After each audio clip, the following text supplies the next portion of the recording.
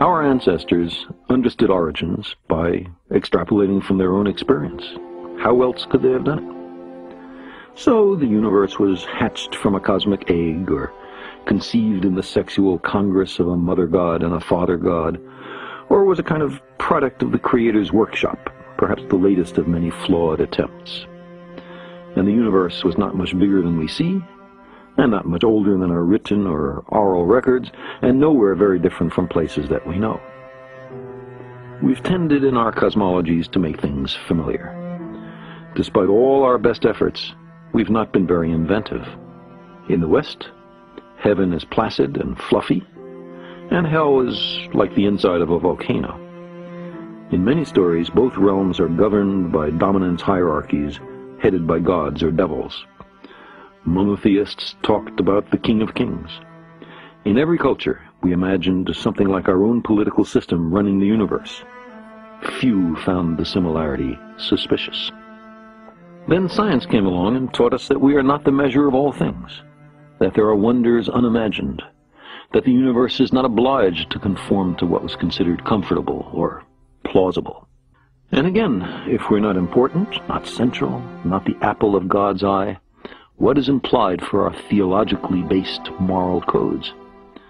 The discovery of our true bearings in the cosmos was resisted for so long and to such a degree that many traces of the debate remain, sometimes with the motives of the geocentrists laid bare. So, what do we really want from philosophy and religion? Palliatives? Therapy? Comfort? Do we want reassuring fables, or an understanding of our actual circumstances? Dismay that the universe does not conform to our preferences seems childish. You might think that grown-ups would be ashamed to put such disappointments into print. The fashionable way of doing this is not to blame the universe, which seems truly pointless, but rather to blame the means by which we know the universe, namely, science. Science has taught us that because we have a talent for deceiving ourselves, subjectivity may not freely reign. Its conclusions derive from the interrogation of nature, and are not in all cases pre-designed to satisfy our wants. We recognize that even revered religious leaders, the products of their time, as we are of ours, may have made mistakes. Religions contradict one another on small matters such as whether we should put on a hat or take one off on entering a house of worship, or whether we should eat beef and eschew pork or the other way around, all the way to the most central issues such as whether there are no gods, one god, or many gods. If you lived 2 or 3 millennia ago, there was no shame in holding that the universe was made for us. It was an appealing thesis consistent with everything we knew. It was what the most learned among us taught without qualification. But we've found out much since then.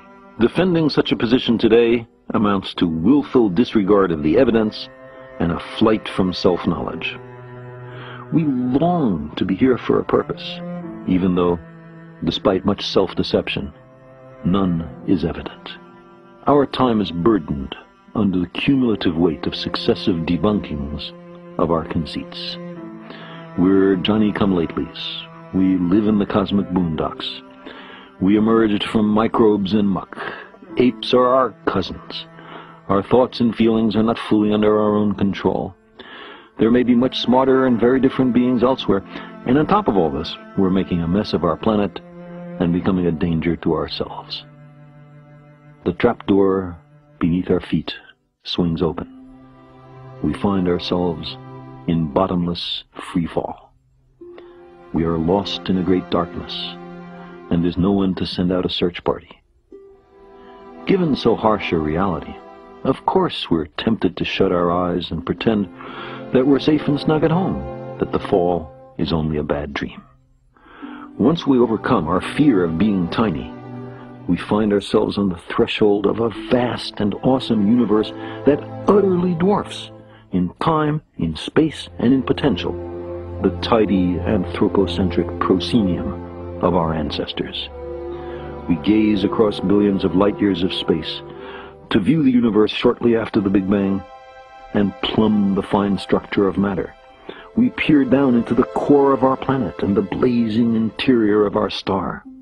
We read the genetic language in which is written the diverse skills and propensities of every being on Earth. We uncover hidden chapters in the record of our own origins. We invent and refine agriculture, without which almost all of us would starve to death.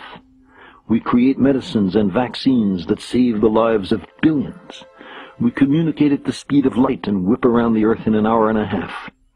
We have sent dozens of ships to more than 70 worlds and 4 spacecraft to the stars. To our ancestors, there was much in nature to be afraid of. Lightning, storms, earthquakes, volcanoes, plagues, drought, long winters. Religions arose in part as attempts to propitiate and control, if not much to understand, the disorderly aspect of nature. How much more satisfying had we been placed in a garden custom-made for us, its other occupants put there for us to use as we saw fit. There is a celebrated story in the Western tradition like this, except that not quite everything was there for us. There was one particular tree of which we were not to partake, a tree of knowledge. Knowledge and understanding and wisdom were forbidden to us in this story. We were to be kept ignorant. But we couldn't help ourselves. We were starving for knowledge, created hungry, you might say. This was the origin of all our troubles. In particular, it's why we no longer live in a garden. We found out too much. So long as we were incurious and obedient, I imagine, we could console ourselves with our importance and centrality, and tell ourselves that we were the reason the universe was made.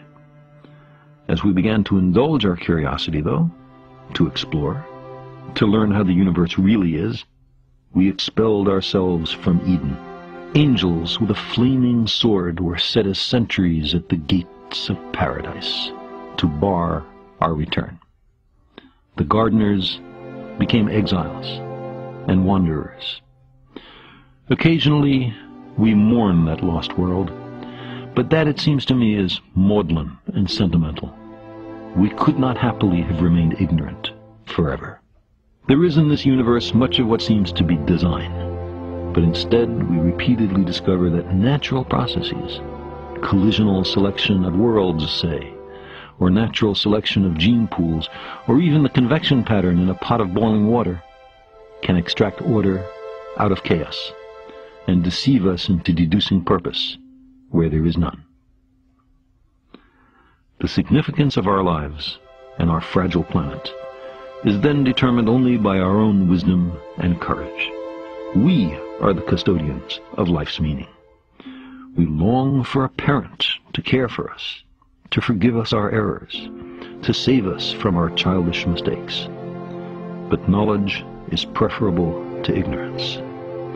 Better by far to embrace the hard truth than a reassuring fable. If we crave some cosmic purpose, then let us find ourselves a worthy goal.